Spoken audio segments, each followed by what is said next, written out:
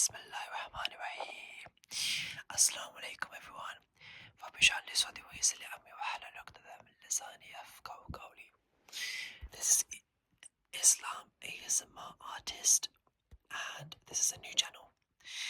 I wanted to do ASMR which is Islamically inspired and help people sleep and learn more about Islam. So today, which is the first video, is all about hadiths.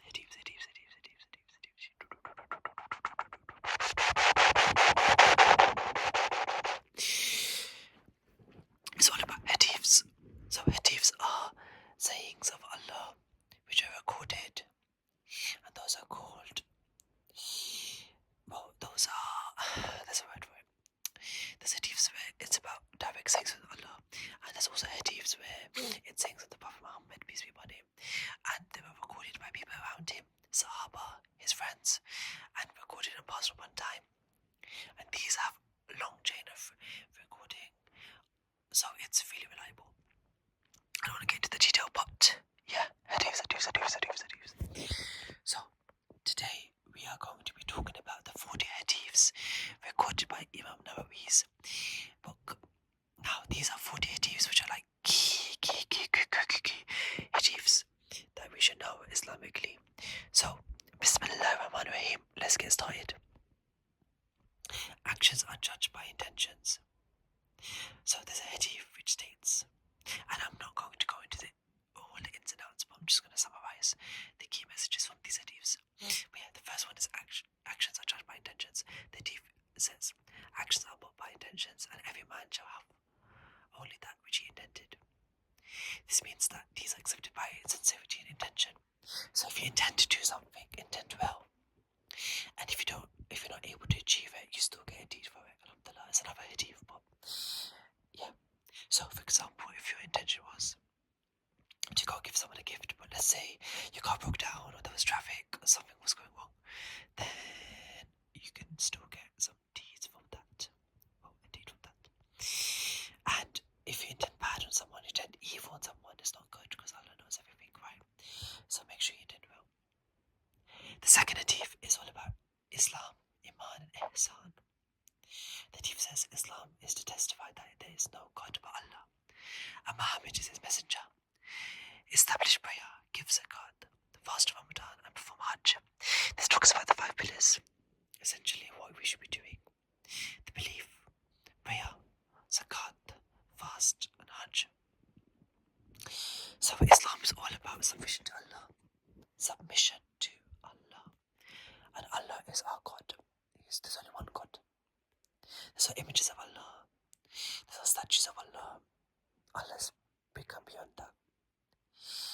Like, Allah's amazing. So, this hadith talks about those 5 kind of key pillars in Islam. It's to have belief, La ilaha illallah, there's no God but Allah. It's to pray, our 5 prayers throughout the day. It's to give zakat, which is a specific charity that people give when you earn or you have above a threshold. But it's really key to give money back into the system and help others that aren't as fortunate as you. To fast Ramadan, which is coming up very soon, and to perform Hajj, which I have never, but inshallah khair, I will get to do it one day. The meaning of this hadith is powerful, because when you think about, okay, well, how can I get closer to Allah? You start with these 5 pillars. Okay, next hadith. And I'm thinking I'm going to do 10 hadiths at a time. Okay, foundation of Islam. So, the hadith is Islam is built on 5. The testimony of faith, prayer, zakat, fasting, and pilgrimage to the house. So this is another hadith that solidifies from the previous hadith. But yeah, we kind of covered this. Number 4, actions are judged by their endings. Hadith, it states that a person performs deeds of paradise where his destiny overtakes him and he enters hellfire. It means that a person's ultimate fate depends on how their life ends. So for example, do you want to end your life in a state where you're doing something that Allah would hate, and then you die in that state, and you're brought back in that state? Be careful. Okay, so next hadith.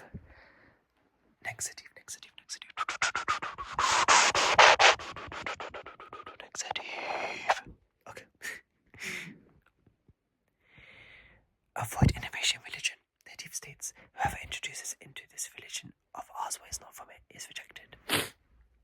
Try to stick to the Quran and the Sunnah. And be careful of innovation. Innovation is stuff that you make up, or stuff that Allah didn't say, or the Prophet didn't say. Things that aren't a part of our religion, you introduce it. For example, you want to pray and you might have good intentions, but you're praying 5 rakats. That's not a thing. So don't do it. Next hadith. Lawful and unlawful matters are clear. The lawful is clear and the unlawful is clear, and between them are doubtful matters. That's just an abbreviation of the hadith, but the hadith basically states what is clear, what is halal is clear, what is haram is clear, and what is doubtful is unknown, and you should stay away from it. So stay away from ambiguous matters. For example, I don't know much about crypto because I haven't really looked into it, but I'm staying away from it right now because I don't know, and that's probably the best thing to do. If you don't know, don't jump into it, just wait a minute, understand what you're going to do, and then do it. But remember, actions are by intentions. If intention wasn't bad, then you know. But yeah, religion is sincerity. This religion is all about sincerity to Allah, His Book, His Messenger, and the leaders of Muslims and the common folk. Be sincere, show genuinity, don't be fake. That's a really good hadith, actually. Okay, next one. Avoid anger. Hadith states, so basically, a man asked the Prophet Muhammad basically one day 3 times, give me some advice, and he said, do not get angry. 3 times. This is all about anger. Anger is horrible, it destroys everything. But remember, Allah gave us anger for a reason, right? There are times where we need to be angry, and we can use that in a positive and good way. For example, injustice, protection, all these other things. But sometimes anger is bad. If it's egotistical, angry energy that you're feeling, it gotta go. Take a step back, breathe.